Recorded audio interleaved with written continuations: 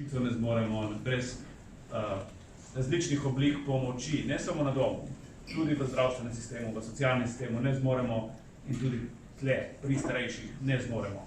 To je tisto, kar pomaga tistim, ki so pomoči potrebni, pomaga po resnici tudi vsem vam, zato da lahko še naprej živite družbeno smiselno življenje. Jaz to razumem, jaz si tudi tega želim, zaradi tega sem tudi politiki, ki želim malo družbeno koristno prispevati, ker je to tisto, kar te dejansko obogati, tudi plemeniti življenje kot tako. Tako da, z tega vidika popolnoma razumem pomen, imam velikansko afiniteto in bomo podpirali to še naprej. Jaz verjamem, da tudi s potrebami, ki prihajajo, tudi v družbi z vidika staranja prebivalstva, in tega potrebovali še več. Nekateri to imenujejo deinstitucionalizacija, se pravi, šli bomo ven iz domov za starejše v to, da bomo čim več ljudem, to je tudi namen dolgotrajne oskrbe, čim več ljudem omogočili, da se kvalitetno prebivajo in starajo doma. Seveda pa to pomeni, da treba vzpostaviti mrežo. Mreža, če bo samo temeljila na državnih službah, verjamete mi, da ne bo še en lep čas postavljena z vašo pomočjo, da se lahko tako mrežo dejansko kvalitetno vzpostavi hitro in tudi najbolj učinkovito.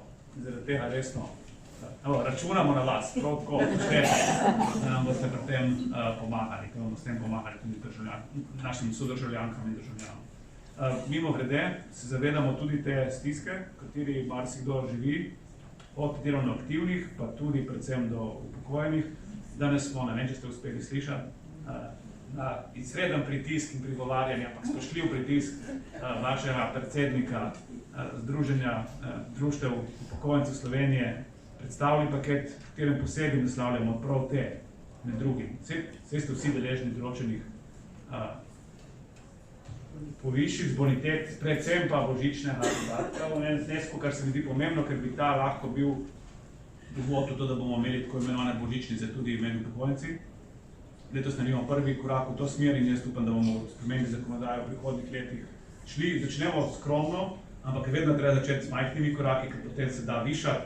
Če se zaletiš prehitro, vsi ste že videli, celo meni se zgodi, da pa ostane. Ne bomo se zaletavali, nič obljubljali, pa bomo raje delali. Danes smo predstavili prvi paket, kaj bomo naredili, zato da bomo olajšali prav socialno stisko tudi vdovam in vdovcem, ker tam smo ocenili, da je največja in tam jih dejansko dvigujemo vse na nivo zajamčene pokojnine minimalne, kar je bistven skok za marsikoga med njimi, zato da bojo lažje v resnici se prebijali skozi te čase, ki so včasih lepi, včasih bojo pa tudi težki. To se moramo zavedati in se na to pripraviti. Tako da, zdaj se ustavim in sem tle za vaše pobude in vaše.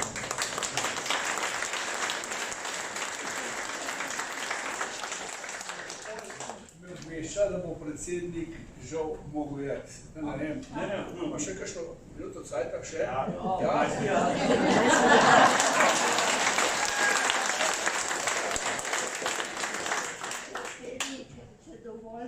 Bi povabila naše pokrajinske koordinatorke, da vam predstavijo svoje zapažanje pri izvajanju programa Starejši za starejše. Koroška, Šaleška, Karlina, Savinska. Savinska. Ja, dober dan, hvala za besedo. Jaz sem zelo vesela, da imam možnost gospodu predsedniku to povedati, kar imamo, oziroma bom rekla, vprašanje imam cel seznam, ampak ni cajta, bi samo vprašala glede dolgotrajne oskrbe oziroma glede e-oskrbe. Mi smo, naše prostovoljke so lansko leto, poleg tega našega, ko obiskujemo starejše, zbirale tudi te, kaj so, uporabnike e-oskrbe. Ta e-oskrba je do septembra brezplačna, poleg pa neka praznina, ker če bo v dolgotrajni oskrbi, bo še na drugo leto julija, naj bi bilo, ne. Kaj bo s temi našimi uporabniki, ker se tega enostavno ne bojo mogli privožiti? Do sprejetja zakona. Do sprejetja, ja, sam zakon začne 1.24, zakon o dolgotrajni, oziroma ta e-oskrba je pa še na julija predvidena. Se ne more. Ampak vmes je en, ker bojim se, da bojo te naši uporabniki, ki to rabijo, ko jim prav pride, ko imamo izkušnje, da to, da rečem, rešuje življenja. pač ne bojo mogli plačevati in bojo vračati. Hvala to. Bom prav biti čim bolj konkreten. Verjamem, da gre za zelo pozitiven projekt. Vodstvo me je že obveščalo o tem v preteklosti. Jaz mislim, da bi bilo v resnici nedopustno, da bi zdaj v resnici rezultate, ki so koristni in dobri, samo zaradi pravne praznine pustili, da se zgubijo, tako da bomo naredili vse, da se pravna praznina pri zagotavljanju financ, tako da bomo se potrudili, da najdemo finance, ne glede na to, da zakon uvaja kasneje in da ta projekt ostane živ in da kvečemu razširimo, ne pa da ga ukinjamo samo zaradi tega, ker je zmanjkalo denarja in z Evropske unije.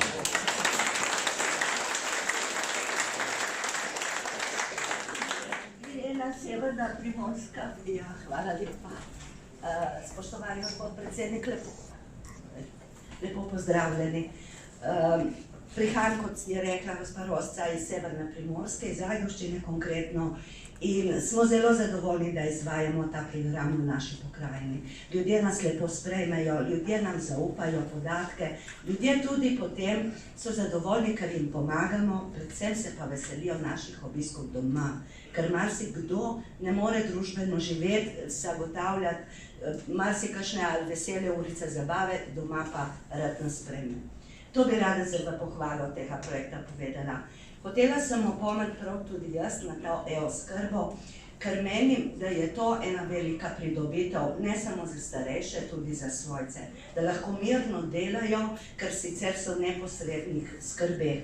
Po drugi strani obstajajo možnosti, vsaj nekatere občine bi nadaljevale z plačevanjem uporabnine za te naprave, ampak ne povsod. Nam pa je pomen, da vsi starejši imajo enake možnosti in da jim nekako pomagate to pridobiti, ne samo članom v projektu, tudi ostalim, ker na nas se obračajo in jim iščemo potem poti, da pridejo do tega.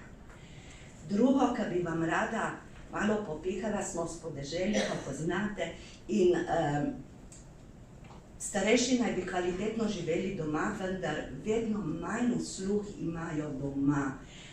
Postajajo nehote odvisni, ker se jim zapirajo določene usluge, kot so pošte, kot so banke, kot so trgovine. Vse te zadeve mogoče ne bi bilo kar tako hitro ad hoc za zapirati. In še nekaj. Lepo ste povedali, da računate na našo pomoč v mreži dolgotrajne oskrbe. S veseljem. Kadarkoli, to že zdaj radi počnemo. Vendar, vseeno smo malo zaskrbljeni, ker ugotavljamo vsaj na našem področju, da je bolničarjev zelo malo. Tudi šola se je na našem področju za bolničarje enostavno zaprla. Pa tudi oskrbovalce socialnih, ki se usposabljajo pri ljudskih univerzah, ni kandidatov. Mogoče bi pogledali, kdaj to delo s starejšimi s pozitivne strani.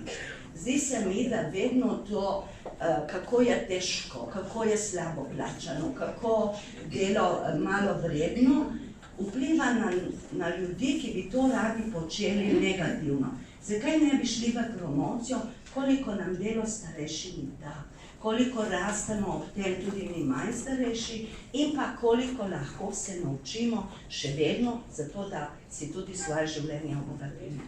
Prosim, pomagajte v promociji dobrega za te poklice, ki se ukvarjajo z hendikepiranimi ranljivimi skupinami. Se opravičujem, če sem razumela.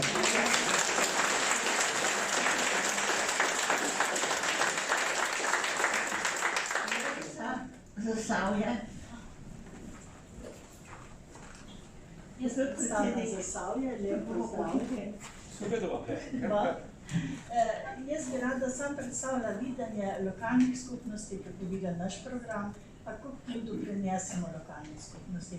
In mislim, da je primeren pisem župana občine Hrastnik, sicer sam po moje pa Nazarja, tam, ko dobro delamo, imamo tudi županom dobre odnose, tako da tole bom pohtela. Program Starejši in starejše je v naši lokalni skupnosti prisoten že vrsto let. Številnimi vključenimi prostovoljci je postal nepogrešljiv del naše skupnosti, brez katerega si vsak dan na naših starejših sploh ne predstavljamo več.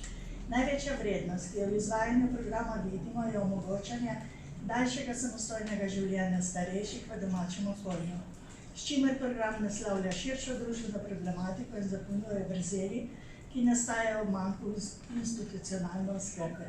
Program Starejši za starejše ima eno največjih vrednot že v prvem koraku, pristop k starejšim, ki potrebujejo pomoč. Prostovoljci so tisti, ki na popolnoma nevsiljiv način pridejo do starejših, opazijo njihove stiske, na stisko opozorijo in pomagajo pri tem ali pa vključijo v to ostale službe. Pomoč prostovoljcev projekta Starejši za starejše se je izkazala za nepogrešljivo tudi v času epidemije, ko zahvaljujoč njim nihče od starostnikov ni ostal pozabljen. Moč družbe je resnično v sodelovanju s prostovoljci programa Starejši za starejše so eden naših najpomembnejših zaveznikov. Doprinos projekta kulture pomoči je izjemen, ker ima dolgoročne pozitivne učinke, ki jih po preteklih letih izvajanja projekta že lahko vidimo. Zaradi vsega tega navedenega verjamemo, da je projekt Starejši za starejše eden najpomembnejših delov vsake lokalne skupnosti in srčno upamo, da bo projekt obstal tudi v bodoče.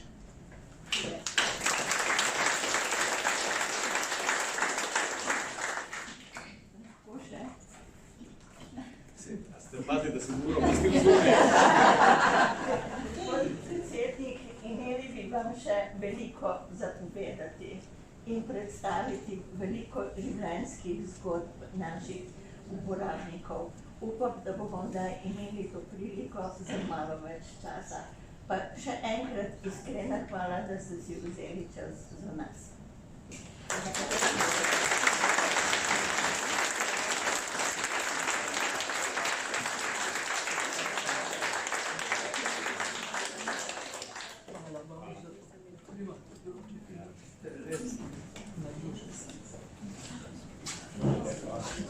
Za sodelovanje.